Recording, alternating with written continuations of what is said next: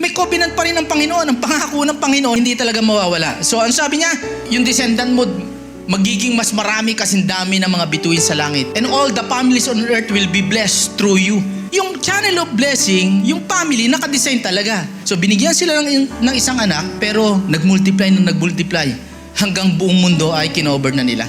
At part tayo doon. Yan yung original plan ng Panginoon, to serve as the first channel of God's blessing and revelation. At sa family talaga, nire-reveal yung glory ng Panginoon.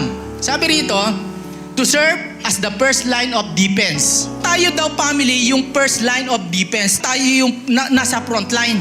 That's why family is a smallest battle formation against the enemy. Tayo daw yung mga small platoon na humaharap sa demonyo. Ang enemy naman, hindi naman direktang umaatake sa Lord. Hindi niya kayang gawin yan. Ang aatakihin niya bawat family. Could you imagine yung nangyari kay Job? Talagang tines yung family niya. Talagang naubos. Ganon ang demonyo. Kaya tayo mag-ingat dahil anytime lalapain tayo ng demonyo. That is why, kino-cover ng Panginoon yan.